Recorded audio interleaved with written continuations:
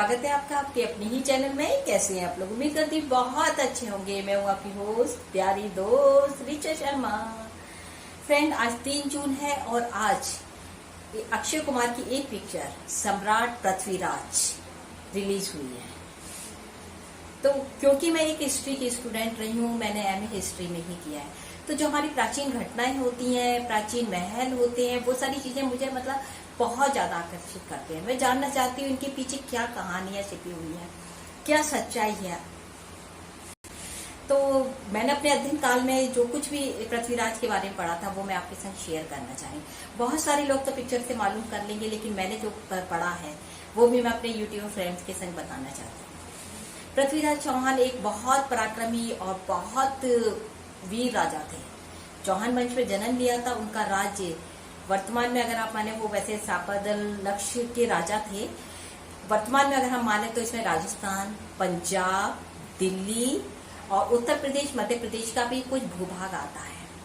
बहुत अच्छे शासक थे, दूर दूर तक उनकी ख्याति प्राप्त थी। तो होता ही है, कोई बहुत ज्यादा फेमस होता है तो उसके संग जलने वाले लोग ये हो जाते हैं। वही हुआ राजा जयचंद, जो पड़स के गढ़हल वंश के शासक थे। वो प्रतिस्पर्धा मानते थे, देश रखते थे, जलन रखते थे। इत्तेफाक से राजा जयचंद की एक बहुत ज्यादा सुंदर कन्या थी, संयोगिता। किसी मेले में, किसी उत्सव में संयोगिता भी अपनी सखियों के संग आती है, इधर पृथ्वीराज चौहान भी आते हैं। दोनों का आमना सामना होता है और ये दोनों एक दूसरे की तरफ आकर्षित होते हैं, एक दूसरे का परिचय होता है। उसके बाद संयोगिता जब अपने पिता राजा जयचंद को बताती है कि वो पृथ्वीराज चौहान से शादी करना चाहती है, विवाह करना चाहती है, जयचंद तो स्वीकार ही नहीं कर सकता इस बात को, क्योंकि वो अंदर से बहुत ज्यादा ईर्ष्या रखता था। उसने इस प्रस्ताव को रिफ्यूज कर दिया, मना कर दिया, और उसने अपनी पुत्री के लिए स्वयंवर का आयोजन किया। उस समय हमारे यहाँ स्वयंवर प्रथा प्रचलित थी और सबको ये अधिकार था वो अपने मनपसंद वर का चयन कर सकते हैं। और उसने, राजा जयचंद ने पृथ्वीराज चौहान को अपमानित करने के लिए, जो जहाँ पे स्वयंवर स्थल था उसके दरवाजे पर भी, उसके द्वार पर पृथ्वीराज चौहान की एक मूर्ति वहां पे रख दी, जैसे कि वो द्वार पर। जब संयोगिता, क्योंकि वो तो मन ही मन उनको पति मान ही चुकी थी, उसने पृथ्वीराज चौहान के पास अपनी विश्वसनीय दासी के हाथ संदेश भिजवाया कि अगर मैं उनके अलावा किसी से विवाह नहीं करूंगी, मैं अपनी जान दे दूंगी, या तो वो मुझको अपने साथ ले जाए। जब पृथ्वीराज चौहान तक ये संदेश पहुंचा तो वो अपने कुछ विश्वसनीय के साथियों के साथ स्वयंवर स्थल तक छद्मवेश में आए। इधर संयोगिता बारी बारी से अब जयमाल लेके सभी राजाओं के पास से गुजर रही थी, और आगे बढ़ के उसने द्वार पे खड़ी हुई पृथ्वीराज चौहान की मूर्ति के गले में ही वरमाला डाल दी। उसी समय छद्मवेश में जो पृथ्वीराज चौहान वहां थे, उन्होंने संयोगिता को अपने साथ घोड़े पे लिया और तुरंत उनका हरण करके वहां से चले गए। अच्छे खासे सुखमय दिन बीत रहे थे, लेकिन राजा जयचंद तो ईर्ष्या की अग्नि में जले जा रहा था। वो किस तरह बदला ले, लेकिन उसमें इतना सामर्थ्य नहीं था कि वह पृथ्वीराज चौहान से युद्ध कर पाए। और जैसा कि हम सभी भारतीय जानते हैं कि भारत की अकूत धन संपदा को विदेशी आक्रमणकारियों को हमेशा अपनी तरफ आकर्षित करती रही है, और हमारे एक आक्रमणों की एक बहुत लंबी है। न जाने कितने लोगों ने इस सोने की चिड़िया पे आक्रमण किया है। उसी में अफगानिस्तान का शासक यानी कि गजनी का मोहम्मद गौरी, उसने भी यहाँ से की धन दौलत को लूटने के हिसाब से यहाँ आया, और उसने पृथ्वीराज चौहान से युद्ध में एक बार नहीं, 2 बार नहीं, 3 बार नहीं, 17 बार बुरी तरह शिकस्त खाई, बुरी तरह पराजित होने के बाद भी, और हर बार अपनी जान की उसने माफी मांगी कि आगे से ऐसी गलती नहीं करेगा। और हमारे भारतीयों की जो सबसे बड़ी कमजोरी है, हमारे शासक भी इतने बहादुर, इतने पराक्रमी होने के बाद भी कोई अगर भीख में मांगता है ना, कुछ भी, उसको सब कुछ दे देते हैं। पृथ्वीराज चौहान ने वही गलती की और इतनी हर बार उसको माफ कर दिया। हर बार वो अपनी शक्ति सामर्थ्य को बढ़ाता और आक्रमण करता और पराजित होता। अब राजा जयचंद से जब उसको वेवनस से पता चला तो उसने राजा जयचंद को अपनी तरफ मिला दिया। राजा जयचंद तो इसी फिराक में था ही कि किसी तरह उसे पराजित करने का मौका मिले, और उसने वो सारे गोपनीय रास्ते, सारी गोपनीय बातें, सब कुछ उसको बता दी मोहम्मद गजनी को। और फिर वही हुआ जो नहीं होना चाहिए था। 18वीं व्यवहारिक जब युद्ध हुआ तो उसमें पृथ्वीराज चौहान पराजित हुए।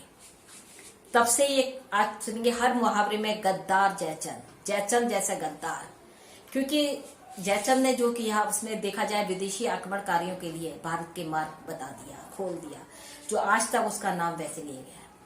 चलिए अब मेन हम पृथ्वीराज के बारे में बात कर रहे हैं। पृथ्वीराज को बंदी बना लिया गया और उनको गजनी तक बेड़ियों में जकड़ के पैदल गजनी तक ले जाया गया, पीछे से कोड़े मारते रहे।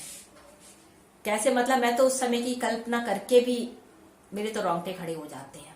इधर संयोगिता का क्या हुआ ये भी एक प्रश्न है। तो इसके लिए फ्रेंड्स ये भी कहा जाता है कि संयोगिता जो पृथ्वीराज चौहान का महल था वो बहुत मजबूत था। एक तरफ खाई थी, एक तरफ नदी थी, तो अंदर प्रवेश करना असंभव बात थी। तो उन्होंने बाद में जौहर कर लिया था और इन लोगों ने इतनी क्रूरता दिखाई, पराकाष्ठा मानी इन्होंने। पूरे राज्य के जो नागरिक है उन्हीं से पूरी वहां तक पहुंचने के लिए उनकी बॉडी काट, उनके सिर काट काट के उसी से पूरी खाई को भर दिया। पूरे नागरिक काट डाले इन लोगों ने और हाथी से फिर वो किले की दीवार तक पहुंच गए। तब संयोगिता ने कहा जाता है कि उसने अपनी सखियों के संग, दासियों के संग, सबके संग जौहर कर लिया था ये। लेकिन ज्यादातर लोगों का मानना ये है कि संयोगिता को भी बंदी बना लिया गया था और उसको अजमेर ले जाया गया था और अजमेर में उसको बुरी तरह, एक रानी संयोगिता को बुरी तरह बेइज्जत किया गया था। उसको और उसकी दासियों को वहां पे नग्न अवस्था में सिपाहियों के बीच छोड़ दिया गया था। मतलब एक पृथ्वीराज चौहान की अगर ये जरा सी भूल ना होती कि उसने उसको इतनी बार माफ ना किया होता, उसी समय कत्ल कर दिया होता, तो ना भारत के आक्रमण करे रहते। और जयचंद ने अपनी ही पुत्री को इस तरह अपमानित करके क्या मिला, कुछ नहीं पता। खैर मैं अब मेन मकसद पे आती हूँ कि वहां पृथ्वीराज चौहान को बंदी गृह में डाल दिया गया और उससे कठोर शर्म वगैरह कराया जाता था। पृथ्वीराज के साथ उसका जो राजकपि था चंद्रवरदाई, वो भी साथ में था। तो वहां पे इतनी ज्यादा यातनाएं दी गई कि उनकी गर्म सलाखों से पृथ्वीराज चौहान की दोनों आंखें तक फोड़ डाली गई थी। तो जैसे कि शायद आप लोगों को पता हो, पृथ्वीराज चौहान शव वेदी बाढ़ चलाना भी जानते थे। चंद्रवरदाई से जब ये वाली बात, मतलब एक योजना के तहत चंद्रवरदाई ने, जो राजकवि थे, वहां बताई मोहम्मद गौरी को, तो उसने जानने के लिए उसका परीक्षण करना चाहा और वो बहुत ऊंचाई पे बैठ गया जाके। तब राजकवि चंद्रवरदाई ने अपनी जो फेमस लाइन है ये वाली पढ़ी, 4 बांस 24 गज अंगुष्ठ अल्प प्रमाण, ता ऊपर सुल्तान है मट चुके चौहान। बस इतनी लाइन सुनते ही तुरंत पृथ्वीराज चौहान ने कैलकुलेट किया और अब निशाना साधा। दृष्टिहीन होने के बाद भी उनका तीर जाके सीधे मोहम्मद गौरी के लगा। वो धड़ाम सीना नीचे गिर गया और मर गया। जब उसका जहां मकबरा बनाया गया तो इन लोगों ने, और इन दोनों ने, राजकवि चंद्रवरदाई ने और पृथ्वीराज चौहान ने, दोनों ने एक दूसरे को कटार पहले की योजना के अनुसार एक दूसरे कर दिया और अपने आप को मृत्यु का आलिंगन कर लिया। तो यह गजनी के जो उसके थेपे सलार थे, ये लोग तो क्रूरता के पर्याय ही थे ना। इन्होंने इसका जो मकबरा बनाया गजनी का, उसके बाहर ही पृथ्वीराज चौहान की करा गया। और वहां पे क्या था कि इतने सालों से 11वीं शताब्दी से आज तक 21वीं शताब्दी तक गजनी के निवासी जो भी मोहम्मद गौरी की कब्र पे जाते थे, मकबरे जाते थे, बाहर पहले 2 जूते अपने उसको पृथ्वीराज चौहान की समाधि पे मारते थे। ये बात हम में से किसी इंडियन को नहीं पता थी, लेकिन जब ये जसवंत राय जी जब गए वहां पे, तब उन्हें ये बात पता चली और उस समय उन्होंने कोशिश की उनको वापस लाने की, क्योंकि हमारे यहाँ के पृथ्वीराज चौहान एक महान राजा, महान देशभक्त थे। उसके साथ अफगानिस्तान में इतना घृणित व्यवहार किया जा रहा था, लेकिन किसी वजह से कोई भी, हमारे यहाँ की कोई सरकार इस कार्य को ना कर पाई कि पृथ्वीराज चौहान की अस्थियां वहां से लेकर आए। तो मुझे आज गर्व है शेर सिंह राणा, जो हमारे टाइम के हैं, अभी भी है। उन्होंने, वो तिहाड़ जेल में किसी क्राइम की वजह से बंद थे। उन्होंने जब ये वाली बात पता चली किसी माध्यम से, अखबार के बाद जेल के कर्मचारी थे कि उन्हीं के, हमारे देश के एक महान शासक के संग वहां पर अफगानिस्तान में इतना दुर्व्यवहार हो रहा है, मृत्यु उपरांत इतने सालों से 11वीं शताब्दी से 21वीं शताब्दी आ गए, सोचिए।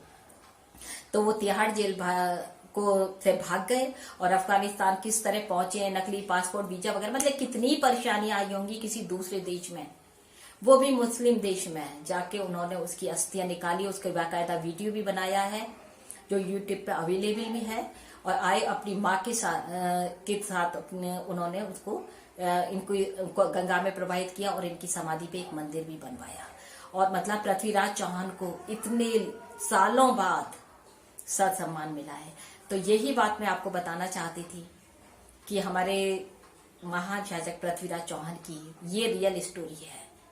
तो प्लीज कमेंट करके जरूर बताइए कि आपको ये स्टोरी कैसी लगी, क्योंकि ये सत्य घटना है। फिर मिलते हैं जल्दी से एक बहुत अच्छी सी वीडियो में, तब तक के लिए बाय।